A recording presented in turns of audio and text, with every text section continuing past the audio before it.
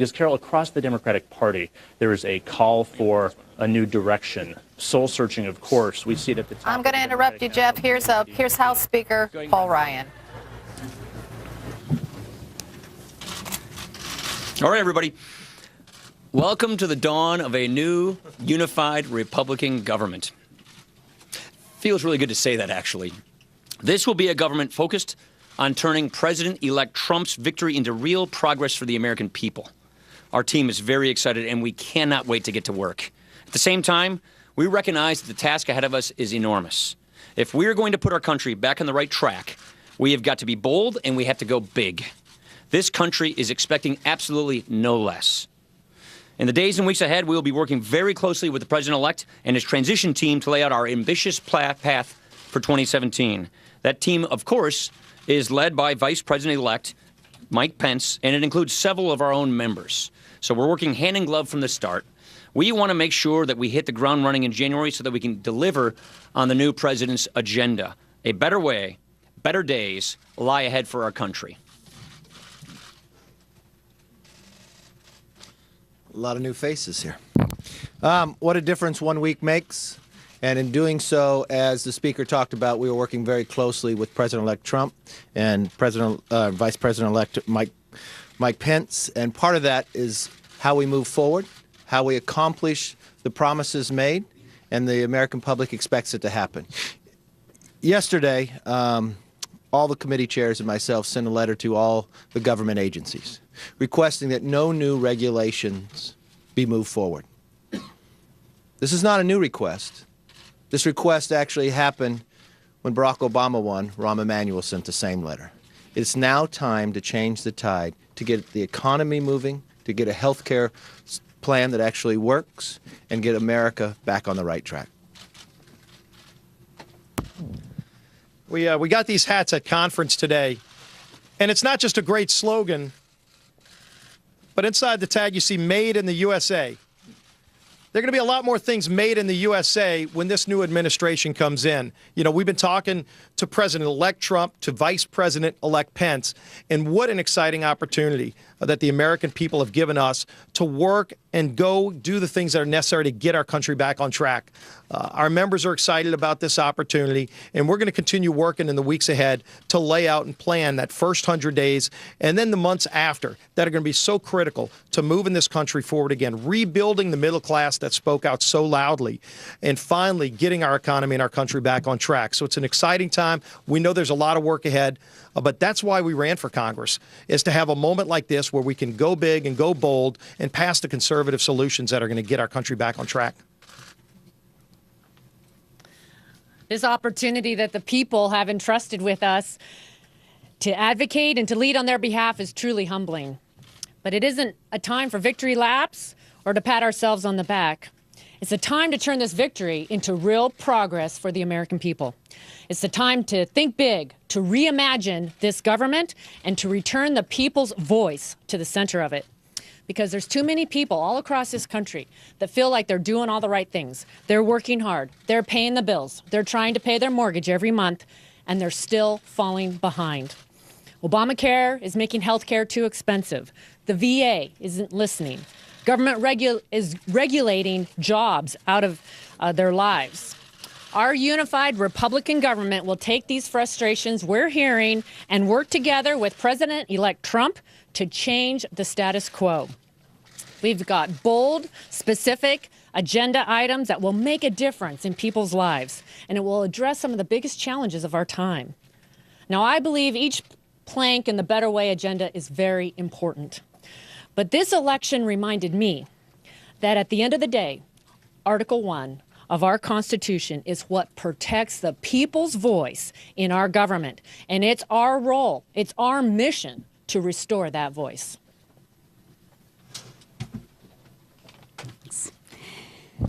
The American people have sent Republicans back to Washington with a mandate for change. We have a government united together with the purpose of bringing common sense principles back to our nation's capital.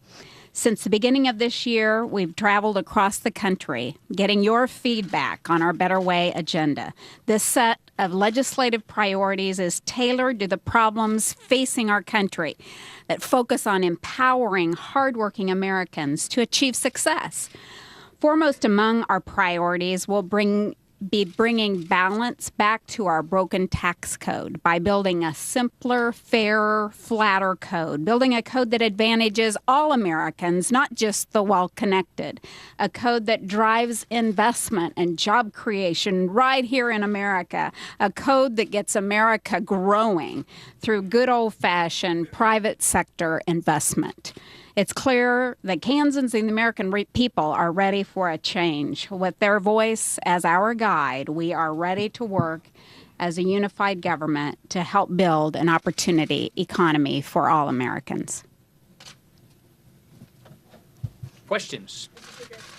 You urge people to judge the president-elect by the decisions he's already made. What about the Bannon decision? What does this say about the Trump administration, and how do you respond to the serious concerns and fears about bringing Steve Bannon into the White House? Look, I would just simply say that the president is going to be judged on his results. This is a person who helped him win an incredible victory, an incredible campaign.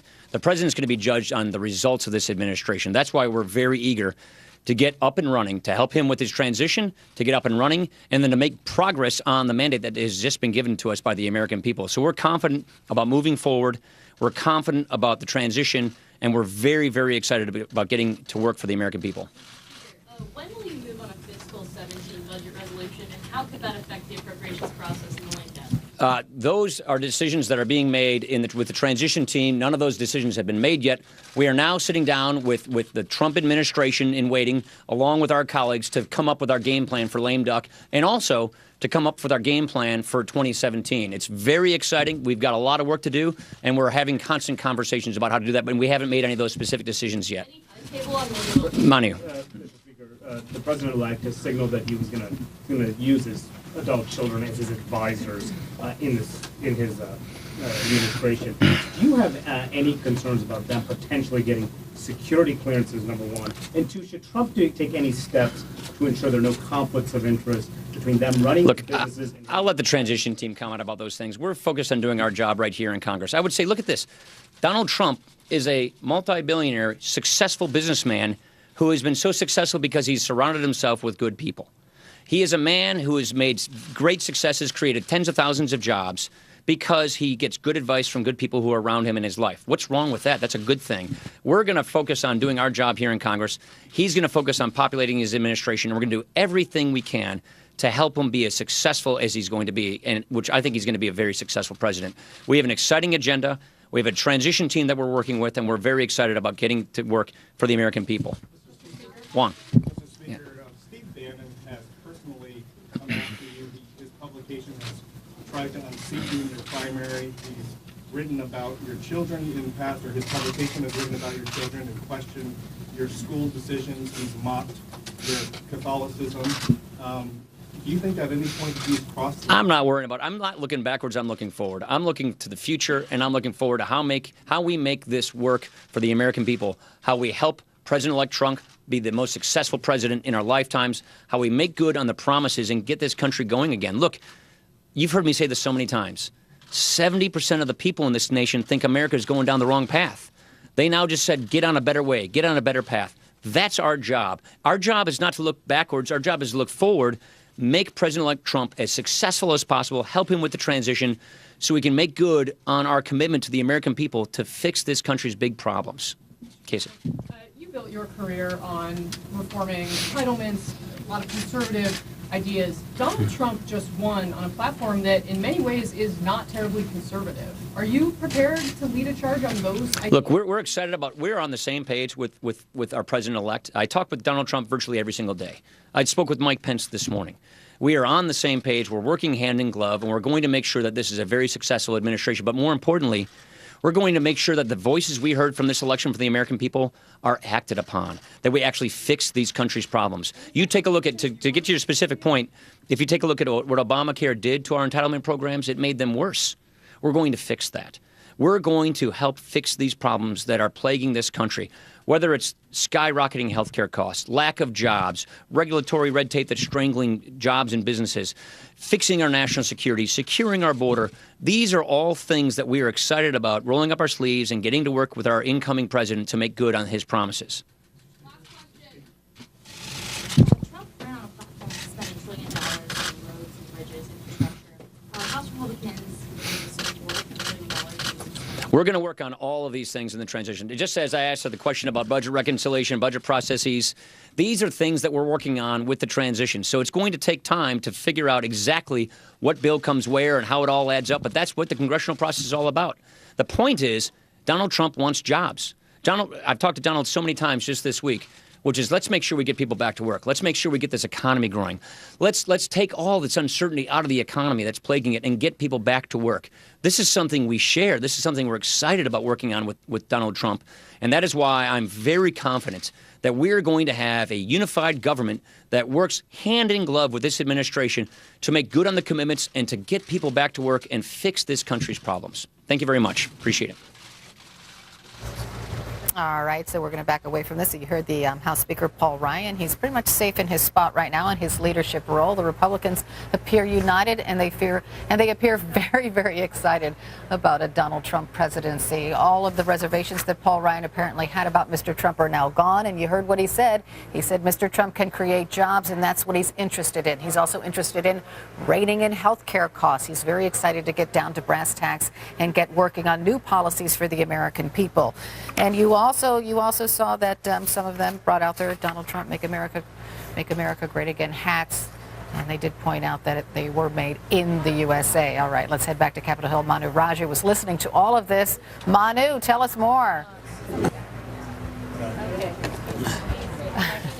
Okay, so he is not ready. Do we have Jeff Zeleny standing by?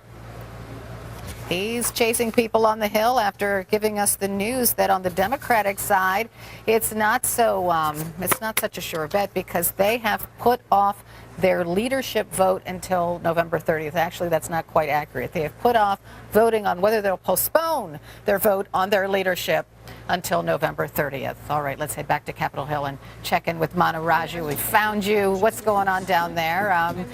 It was a very enthusiastic, energetic presentation on the part of the Republican leadership.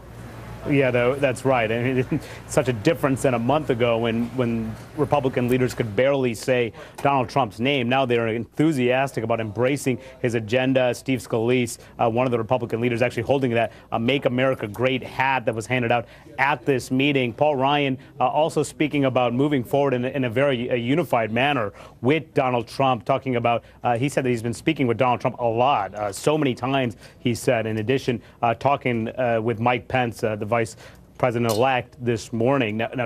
Now, Paul Ryan also would not criticize Donald Trump in any way whatsoever, even over that very controversial pick to name Steve Bannon, the former head of Breitbart News, as a senior advisor in the Trump White House. In fact, saying that Donald Trump will be judged by his results, not necessarily by the people that he picked. And I also tried to ask him about any concerns about Donald Trump's children potentially having security clearances, and as well as them running the family business, if that was a conflict of interest in any way. And Paul Ryan really downplayed that. He said that he surrounds himself with good people, and that's why he's made good decisions. That's why his businesses have been successful. So a real theme of unity here, Carol.